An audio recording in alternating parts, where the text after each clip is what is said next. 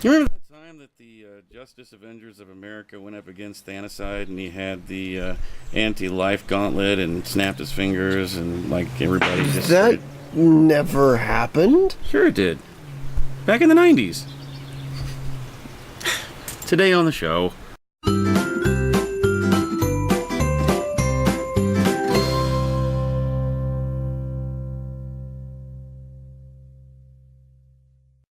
your phone down. I'm trying to find anything I can about the Anti-Life Gauntlet and the Justice Society of the X-Men, or what? What are you talking about? I'm talking about Amalgam Comics. Good morning, scallywags. Back in 1996, Marvel and DC put their differences aside, and they gave us something wonderful. It was called Amalgam Comics. And that is where we've had crossovers before, like Superman fighting the Hulk and stuff like that. But this time they actually took their characters and squashed them together to make new, awesome characters. And some of those characters were indeed incredible. Absolutely.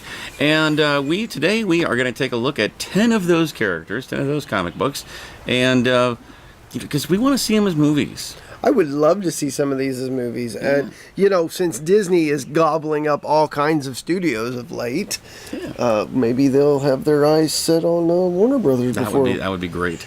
But, I mean, technically, the Amalgam Universe still exists in the Marvel universe. It does actually. Dr. Stephen Strange kept, the Marvel Universe 9... Earth 9602. Earth 9602, which is the Amalgam Universe. He created his own pocket dimension. So Dr. Strange Fate, who happens to be the most powerful character in the Amalgam Universe, he is the combination of Dr. Fate, Doctor Strange, and Professor X. Yeah.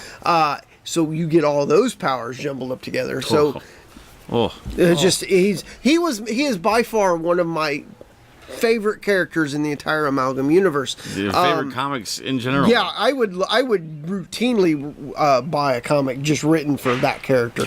Yep. His look was amazing. You've got the big cape like Doctor Strange, and then you've got Fate's helmet. Just an impressive character, well drawn.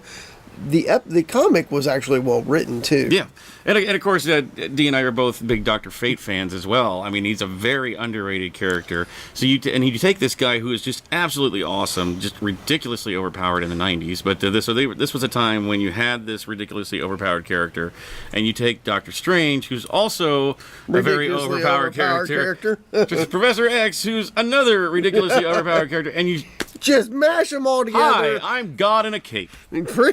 Pretty much God in a cape. And wow, it was just fun to watch. And even though the Amalgam Universe at one time was separated, Doctor Strange Fate was such an entity that he implanted himself in Doctor Stephen Strange's subconscious. Yeah. So and that's kind of how the Amalgam Universe was saved in the end. Through all of that, like he said, Dr. Strange created a pocket dimension where they could exist and continue living on. So in the Marvel Universe, these guys are still out there. So it makes you one wonder: does that pocket dimension exist in the MCU? I like to think so. Oh wow, yeah. Somewhere floating in like a crystal sphere in the Sanctum Sanctorium of one Benedict Cumberbatch, Doctor Strange. There's a little Earth. Yeah. And he goes up against characters like Skulk. Whoa, Skulk! Which is a combination of the Incredible Hulk and Solomon Grundy. Yeah. Those two were fused together from the gamma bomb. Not Banner separates his internal psyche. It was kind of a lame origin for that one. It was basically Banner doing the gamma experiment, but whenever the bomb went off, that Solomon Grundy happened to be walking by. And it fused them together. Well, let's be honest. Okay, the Hulk is an actual ripoff of Solomon Grundy. Well, yeah. So some of these characters were that sense, way to make sense. I mean, we could do a whole list on characters that were created by DC or Marvel, and then their counterpart character that was ripped off from them. There's tons. There's tons, yeah. And most of these characters were the pressing together of those ripoffs. Yeah, whenever they could, they merged those characters together. See Doctor Strange Fate, see Skulk. Yeah. So moving on, number 9. This one was a little an odd pairing. This was an odd This was an odd pairing. I mean, these two fought in the DC Marvel, which universe is better. And I don't necessarily agree with it. Storm actually won that contest. The character is called Amazon. Yeah. Although we did find out something during that battle that Diana Themyscira is worthy of Mjolnir. No, yeah, yes, that's true. One of the few people who have picked it up. Yep. I think Superman picked it up as well. But yeah, Superman picked it up. Else from DC. Somebody else from DC, Captain America can pick it up. But, Anyway, that's yeah. again more comic book nerd stuff. She's a combination of Storm and Wonder Woman. This one was kind of a weak story, but I think it could be done well. Why it was a weak story was basically Aurora Monroe was Amazon's name, and so basically she's just kind of Storm at the time, but basically there was a big a wreck at sea, and her family was killed in this wreck. Poseidon was actually responsible for the whole thing, being kind of not necessarily possessed, but driven crazy by this little statue thing. So Hippolyta then takes Aurora in. She finds out she's got powers to control the weather and the seas and all this stuff. She also then gets the powers of Wonder Woman and all these things, and she actually fights with Diana. All these things. So Diana is actually still a character in this as well. Diana doesn't take up the mantle of Wonder Woman. Storm does. Yeah. And then she goes up against Poseidon in the end, which it really kind of comes down to not so much of a fight as much as it is that she finds the little statue thing and destroys it, and Poseidon's just like, "Oh, I'm ashamed. I'm all better now. I'm so sorry." And she feels sorry for him. Some of these characters they lose their superpowers, or they gain different superpowers. Like Diana Prince, who is Wonder Woman, is actually in a comic book called Bullets and Bracelets, where she gets together with the Punisher. They have a kid. That kid gets taken by Thanoside. And for whatever reason, that character wants a mortal human. I don't know. Who knows? Anyway. So, number 8, Super Soldier. Now, this one's kind of your cheesy, probably one of the cheesiest ones that they did. Well, yeah, but I think this was one of those ones where everybody this pairing had to happen. It was the obvious choice. The Boy Scouts. You've got Captain America and Superman. Basically, rocket landed in 1938 outside Smallville, and the U.S. Army kind of takes this samples from the corpse that was in. So basically, the person in the ship didn't survive. So basically, Superman didn't survive, but they took pieces of the body and they created a super soldier serum with that, and Super Soldier was born. Yep. So there you go. Then he goes up against the Green Skull, which is Red Skull and Lex Luthor. Which that's odd. That's Ultra odd. Metallo. An Ultra Metallo. Which was nothing like was a that giant Ultron and Metallo combined. Something like that. And I'm telling you what, there was nothing like seeing a giant Gigantor like anime robot drawn with a big old Nazi symbol on its chest. and you've just got here Super Soldier is given that big old right cross like Captain America did to Hitler. But he's in the got comic. his spit curl goes up. It that's kind of it reminds me of Ed Grimley, the old Martin Short character from CTV, I think. CTV, yeah. Yeah, there was a cartoon for a while, but yet, so pretty straightforward on that one. So you get Superman, Captain America, and he carried Kal-El, the symbol for House L. The S. The big S, as his shield. Mm-hmm. And he could throw it like Captain America could throw his shield. So, it was kind of... It was definitely cheesy, but it was... Well, yeah. Both of those comics are pretty cheesy on their own, so, that was pretty much a given. Everybody expected that one to happen. The kind of an offshoot of Super Soldier, well, Superman anyway, I guess, leads us to, what have we got, number 7? 1, 2, 3, 4, 5, 6. Number 6, yes, is Spider-Boy, which is Superboy and Spider-Man. Yeah, which is Superboy and Spider-Man put together. Now, he had some of the more colorful Rogues Gallery. Yeah. Bizarnage. Bizarnage. Bizarro and Carnage put together.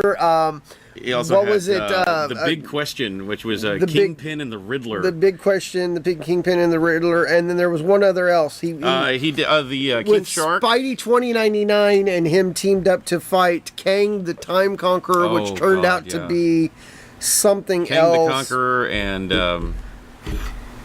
oh man, who was it? King the Conqueror.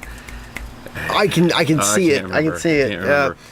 But I just put it on screen. Yeah. There we go. Mm-hmm. But yeah, he actually has the ability to instead of climbing walls, you basically can alter his own gravity. So he's flying like Superboy flying, but he climbs walls that way. And he has the guns. He has the guns, the web shooter, not cartridges or anything. Like, he has web shooter guns. Yes, and he ends up getting set up on a blind date with his woman, Mary Jane. But she turns out to be the insect queen. And they go on to become engaged. Let's see. I'm trying to think of what else we're missing here. Mary Jane Watson. Yeah. Alternate realities. The Legion of Galactic Guardians in 2099. Yes. He had to fight with them. But yeah, that was one of those. That was just a fun character. It really was. It kind of drew me back to the mid '90s, early '90s Spider-Man. It was just a good book. Yeah. Before the Clone Crisis. And this was Superboy back like right after the whole death of Superman. Yeah. That Superboy. So arrogant. I am the Superman. Two schmarmy, smart-ass characters that are now joined together with more superpowers and. And it was wonderful. It was a good. I mean, read. that would be a fun movie. Yeah. Number 5, and this is one that we were actually talking about characters that we would like to see mashed together before all this, and this was one that I totally forgot was a thing. But the Iron Lantern. Yeah. And that is, of course, Green Lantern and Iron Man. Hal Stark. Yes. For Hal Jordan and Tony Stark. He does the same thing. He made his money selling weapons with Stark Aircrafts. And then all of a sudden, he gets his powers just like Hal Jordan does. Yeah. Basically, he had built this flight simulator, and it ends up getting sucked away to this other planet, which turned out to be Oa the Living Planet. Which I love that. So it's a combination of Oa and Ego. But so they give him the power to where he can now make constructs and stuff with his suit. He actually builds the suit out of parts from the alien ship that took him there. And let's see, on that one, I'm trying to remember who his big bad guy was.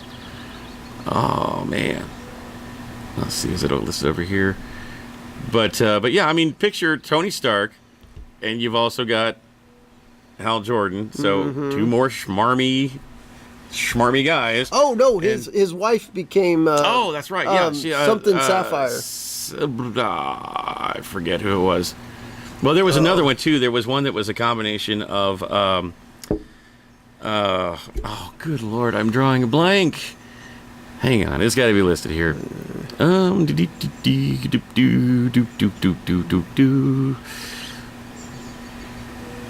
Awkward edit coming right now.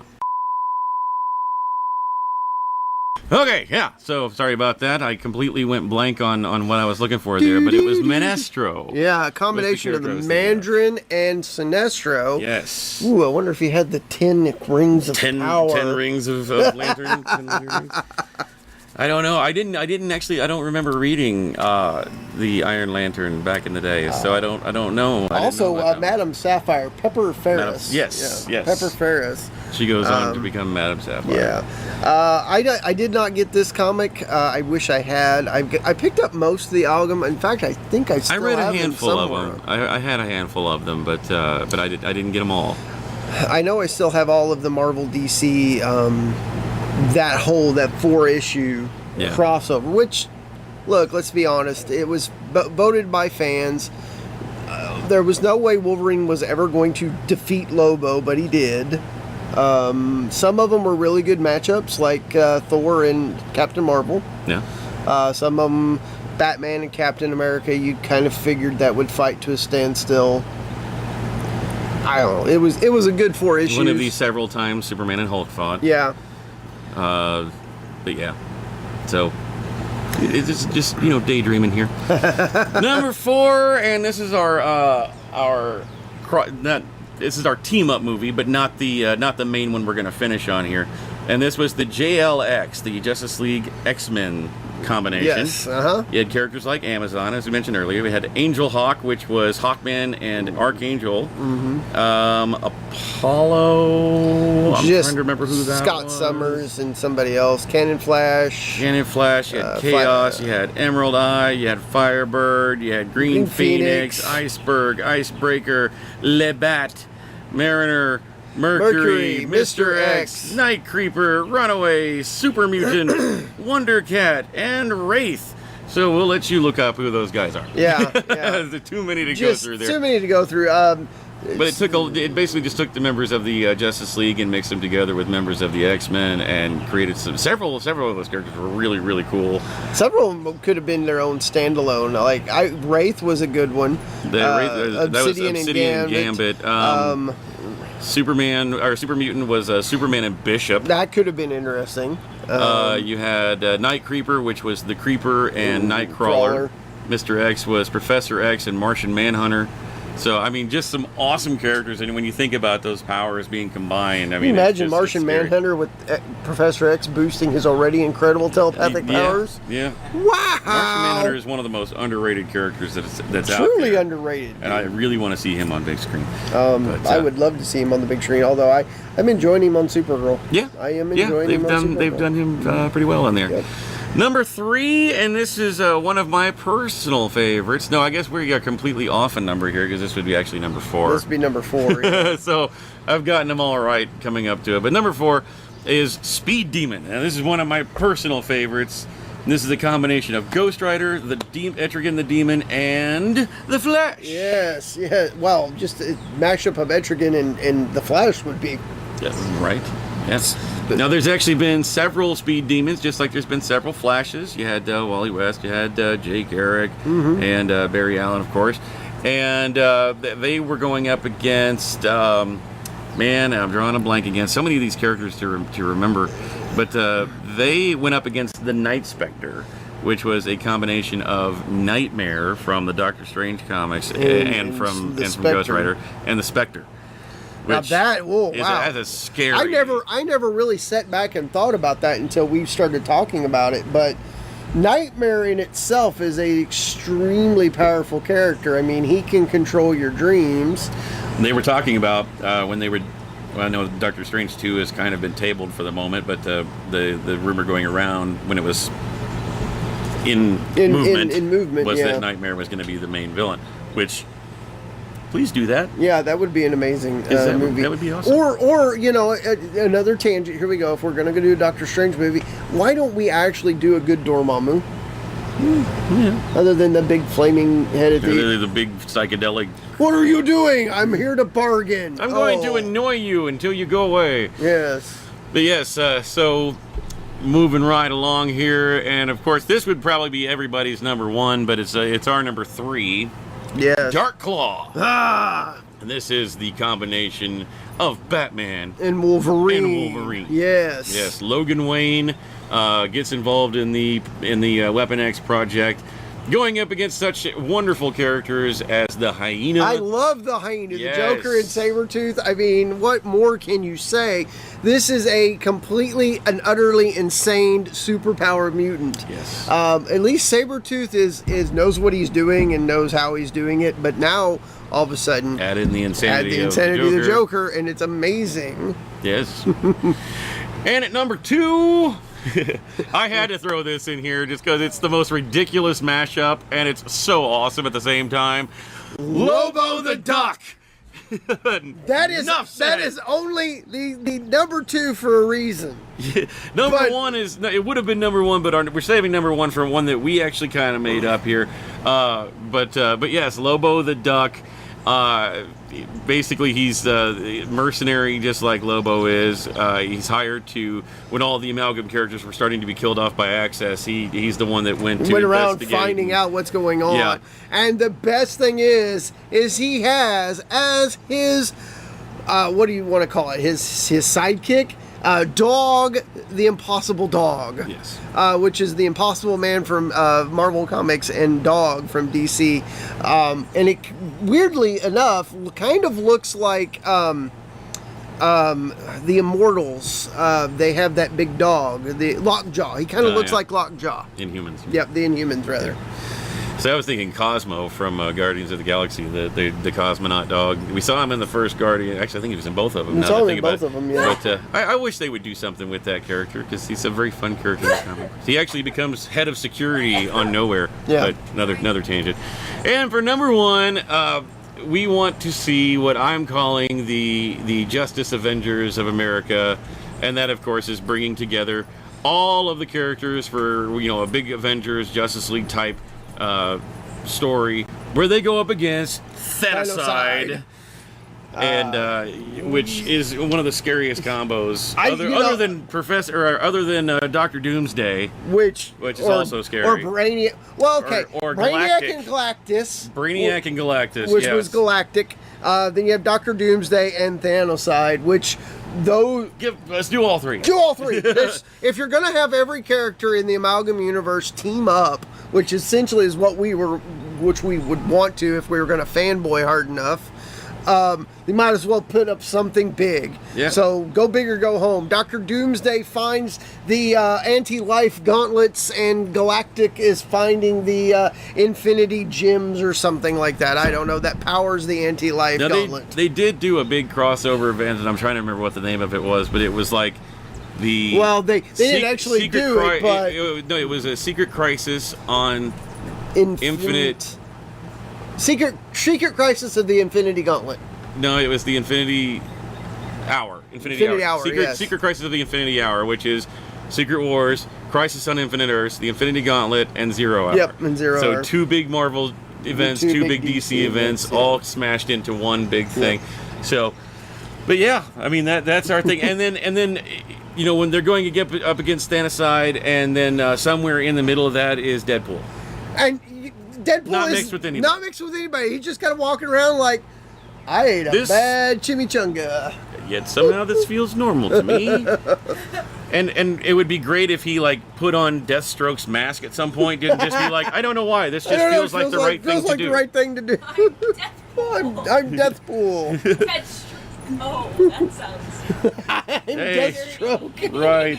I'm Deathpool. See Worst Week Wednesday. But, so just like we said, just kind of fanboying out there a little bit. But, you know, did you read the Amalgam comics? If so, who was your favorite character? Yeah, if you didn't read the Amalgam comics, what are two characters you would like to see smashed together? Yeah, put those in the comments below, guys. And as always, you can follow us across these social media platforms, the Facebook, the Instagram, and the Twitter. Yeah.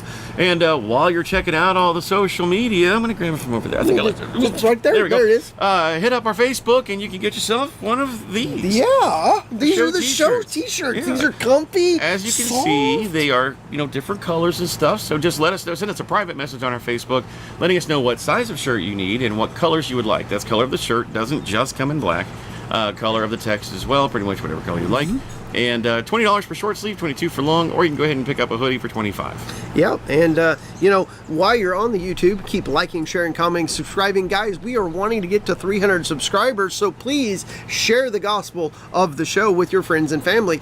Pirate somebody's Facebook and link to it, or I don't. Share it with complete strangers. Yeah, show it in your break room. Walk around with your tablet or your phone or your laptop and just be like, hey, you, watch this. Watch this. There you go.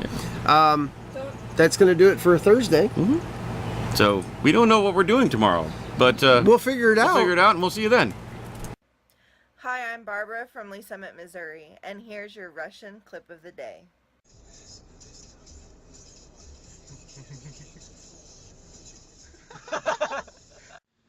Hey guys, thanks for watching that video. We hope you enjoyed it. Yeah, and if you liked what you see, go ahead and click on our faces to go ahead and subscribe to get all of our Monday through Friday stuff. Indeed, and here's a couple of links down below that you can follow to watch more shows like it. Tons of great content right here at Scallywag Productions. We'll see you tomorrow.